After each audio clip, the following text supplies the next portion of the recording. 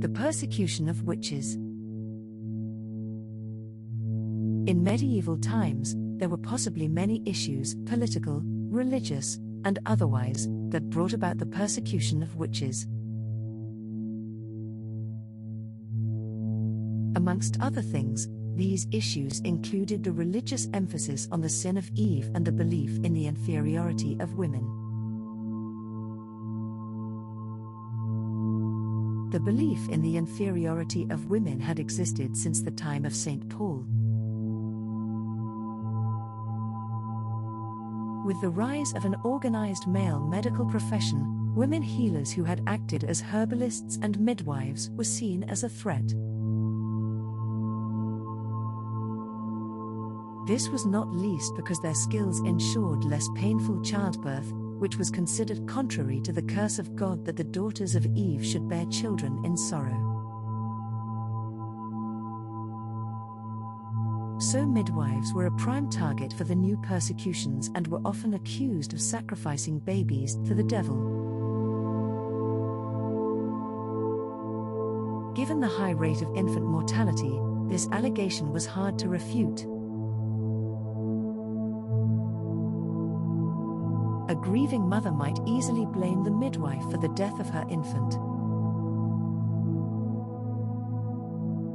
At a time of appropriation of common land and the enclosure of small holdings, accusations of witchcraft were a popular way of removing peasants. This could be particularly true for elderly widows or spinsters, reluctant to give up their land rights. Being found guilty of witchcraft carried the penalty of the seizure of land. Some researchers have suggested that as late as 1693 in Salem, Massachusetts, the desire to appropriate land was behind at least some of the mass accusations of witchcraft made at the time. One landowner, Giles Corey, was apparently an innocent witness at the trials at first. However, he himself was accused of witchcraft and was pressed to death. This was a torture where heavy stones were placed on the victim's chest, which took up to 3 days to kill them.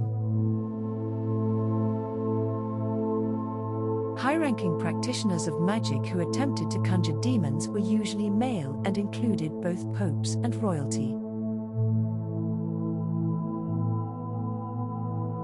They generally escaped censure, however. The folk religion of the countryside was an easier target. In December 1484, the bull of Pope Innocent VII was published, appointing Heinrich Kramer and Jacob Sprenger as inquisitors against witchcraft and heresy. These two clerics wrote the Malleus Maleficarum, the notorious hammer of the witches, which described in lurid detail the tortures that could be used to obtain confessions from suspected witches. In it, they adopted the policy that it was better to kill an innocent person who would be rewarded in heaven by God than to allow a guilty person to remain unpunished. This book became the bestseller of its time and was quoted to justify the atrocities practiced against witches in mainland Europe and Scandinavia. Not permitted in England except by royal assent, many inquisitors were very cruel even to young victims, who would eventually confess in the hope of having their interrogation brought to an end. No one really knows how many people have been put to death for witchcraft. The worst period for witch burnings and hangings in Europe was between the mid-15th and late 17th centuries, when the number judicially executed as witches during this period is generally accepted to be about 250,000 people.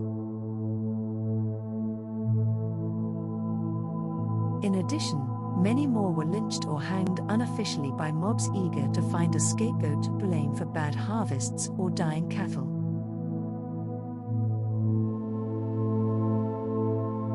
This unhappy era came to be known as the Burning Times. Matthew Hopkins, who died in 1647, brought about the executions of at least 236 accused witches.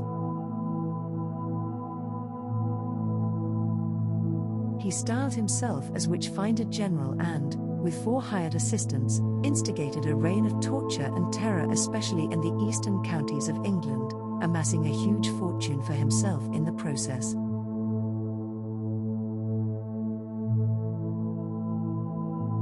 In the colonies of America, the most notorious trials were those at Salem, held between 1692 and 1693.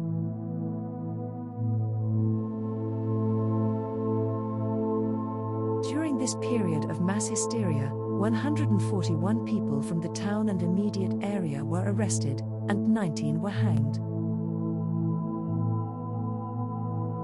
Even a dog was hanged. Dorcas Good, a 4-year-old child, was the youngest victim to be accused of witchcraft and imprisoned. She was released on bail after her mother was hanged, but her younger sibling died in prison. Dorcas was driven insane by her experience. About 3/4 of all those killed as witches in Europe and Scandinavia were women, mainly low-class older women, female healers, village herbalists, wise women, and midwives. With the death of so many experienced healers and wise women, much knowledge was inevitably lost, and for a time infant mortality increased as male physicians took over the roles of the deposed midwives. But anyone who was different in any way, eccentric, senile, or physically deformed, could be accused.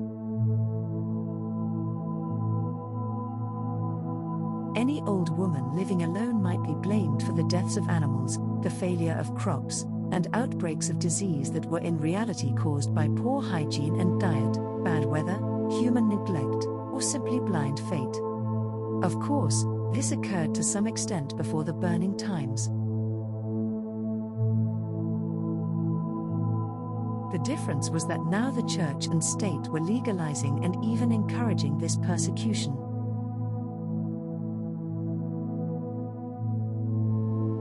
Even fairies became associated with witchcraft.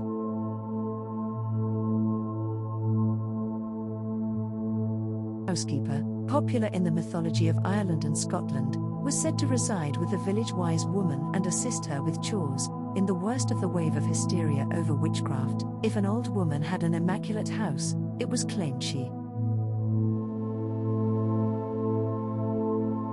had fairy help, and so by implication was consorting with the devil. Under torture, even the innocent would admit to the vile deeds suggested by their inquisitors. Many of the confessions now appear to be remarkably uniform and come straight from the pages of the works on demonology, with which the members of the Inquisition would be familiar.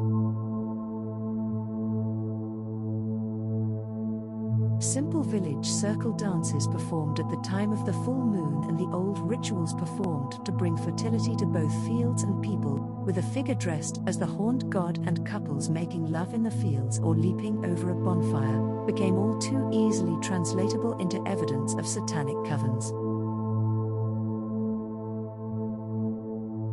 Although the last person executed for witchcraft in England was Alice Molland at Exeter in 1712, it was not until 1951 that the Witchcraft Act of 1736 was repealed and replaced with the Fraudulent Mediums Act.